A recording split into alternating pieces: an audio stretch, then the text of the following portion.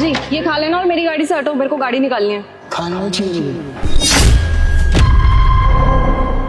खाना नहीं चाहिए तो पैसे चाहिए होंगे, खुले पैसे हैं नहीं मेरे पास अभी। मुझे पैसे भी नहीं चाहिए। खाना नहीं चाहिए, पैसे नहीं चाहिए, तो क्या चाहिए अंकल? मुझे आपका ये फोन चाहिए, थोड़ी देर के लिए दिखा देंगे? फोन? नहीं नहीं, मैं आपको ऐसे अपना फोन नहीं दे सकती, आप लेके भाग गए तो। मैडम जी मैं चोर नहीं हूँ, अगर आप चाहें तो मेरा बैग रख सकते हैं फोन के बदले। नहीं नहीं, इन सब चीज़ों की ज़रूरत नहीं है।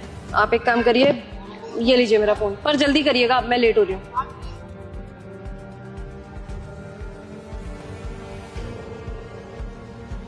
Unknown number. हेलो हेलो बेटा, मैं पहुंच गया शहर में। वो जो तूने नंबर दिया था ना फोन का, तो मैं किसी दूसरे के फोन से बात कर रहा हूँ। वो कह रहा है कि तूने जो पता दिया था मैं वहां पर भी गया था, लेकिन वहां लोगों ने कहा कि बेटा इस नंबर का तो कोई घर ही नहीं है यहाँ पर।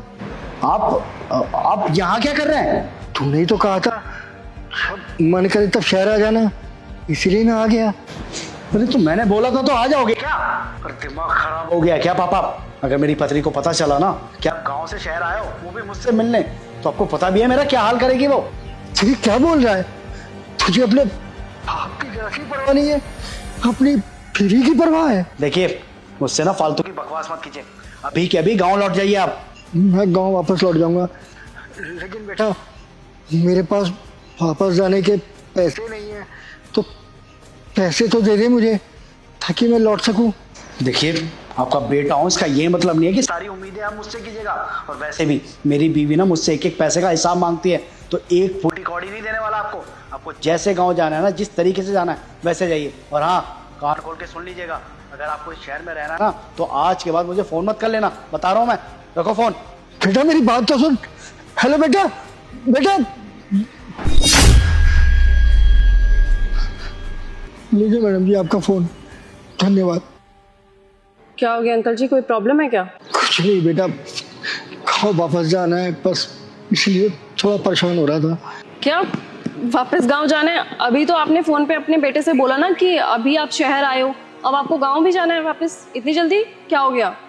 कुछ नहीं बेटा, अपने बेटे से मिलने शहर आया था। वो कहता था जब भी याद आए तो मिलने शहर आ जाना। मैं आ गया उससे मिलने, लेकिन अब वो मुझसे मिलने से ही मना कर रहा है। वो कह रहा है कि गाँव वापस लौट जाओ। वो कह रहा है कि उसकी बीवी नहीं चाहती कि गाँव लौटने के लिए भी वो मुझे पैसे दे। मैं ही पागल था ना, हर बाप पागल होता है। मैंने अपने बेटे के लिए सब कुछ किया, अपना पेट काट कर उसे पाला पोसा बड़ा किया, उसकी हर इच्छा पूरी की। मैंने अपने बेटे की पढ़ाई लिखाई पर कोई कमी नहीं रखी।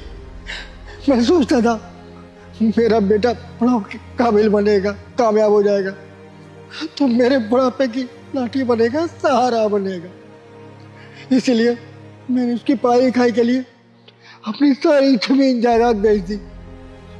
लेकिन आज वो कामयाब हो गया, उसका अपना घर बस गया है, तो वो मुझे देखना भी नहीं चाहता, मुझसे मिलना भी नहीं चाहता। तो बोझ बन गया हूं ना मैं अपने बेटे पर। मैंने तो सोचा था शहर जाऊंगा, कुछ दिन अपने बेटे के पास रहूंगा, क्योंकि मेरे पास जो जमा पूंजी थी सब खत्म हो गई, खाने के लिए भी लाले पड़ गए थे। तो हर बाप यही सोचता है कि उसका बेटा अपने बाप को संभाल लेगा, भूखा नहीं मरने देगा, कम से कम 2 वक्त की रोटी तो देगा। लेकिन आज समझ में आ गया मेरा वो सहारा भी अब मेरा नहीं रहा। फिर अंकल अब आप करोगे क्या? आप गांव जाओगे? गांव जाओगे भी तो कैसे जाओगे? आप कह रहे हो आपके पास पैसे नहीं है, फिर यहाँ पे ही रहोगे क्या? अब इस शहर में मेरे बेटे के अलावा कोई था ही नहीं, कोई नहीं है मेरा, कोई ठिकाना भी नहीं है। लेकिन समझ में ये नहीं आ रहा कि मैं गाँव वापस कैसे जाऊंगा, पैसे नहीं है मेरे पास। लेकिन अंकल आप इस शहर में किसी को जानते भी नहीं हो, इतने बड़े शहर में अकेले सरवाइव कैसे करोगे?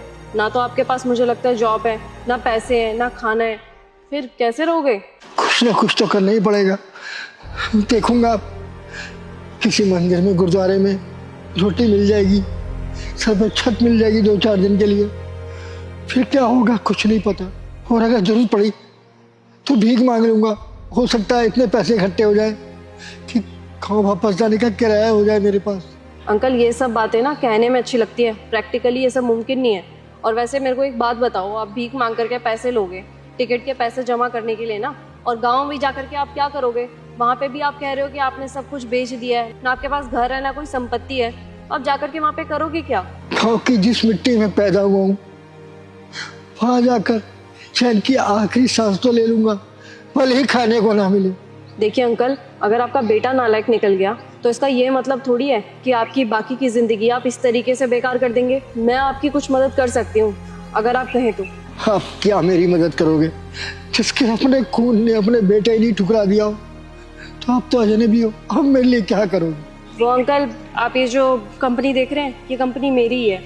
एक्चुअली मुझे किसी गार्ड की ज़रूरत ही थी और मुझे ऐसा लगता है अभी आपको काम की बहुत ज़्यादा ज़रूरत है, तो आप मेरी कंपनी में गार्ड की नौकरी कर लीजिए। ऐसा कोई काम नहीं है कि आपको 24 घंटे में खड़े करके ही रखने वाली हूँ। कैबिन मिलेगा आपको, एसी भी लगा रहेगा वहाँ पे। आपको बस बैठ करके सीसीटीवी के कैमरे में नज़र रखनी है लोगों पर। आप बताइए, अगर आप इंटरेस्टेड हैं तो आप चलिए, मैं आपकी अभी ज्वाइनिंग करवा देती हूँ। आपके रहने का, खाने का, सबका सब खर्च कंपनी देख लेगी और आपकी सैलरी 15,000 रुपये दे दूंगी मैं आपको। बताइए अगर आप करना चाहें तो। बेटा, ये तो मेरे लिए टूटते को तिनके का सहारा है। आपने मेरे बारे में इतना सोचा, यही बहुत है मेरे लिए। मैं जरूर करूँगा काम। मेहनत करने में कोई शर्म नहीं आती मुझे। मैं दिल लगा के मेहनत से काम करूँगा। जैसा आप कहेंगे मैं करने को तैयार हूँ। बस बस अंकल जी, आपने बहुत धन्यवाद कर दिया मेरे को। इतना तो मैंने आपके लिए कुछ किया भी नहीं है जितना आप मेरे को धन्यवाद कर चुके हैं। अभी आप एक काम करिए, जल्दी से चलिए। आपको देख के ऐसा लग रहा है कि आपने कुछ खाया भी नहीं है काफ़ी टाइम से। धन्यवाद बेटा। जहाँ लोग बेटी को कुछ नहीं समझते, अपने बेटे को ही सब कुछ समझते हैं।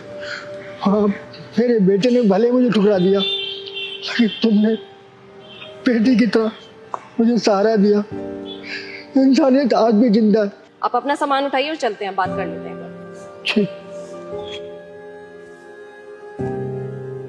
चलिए।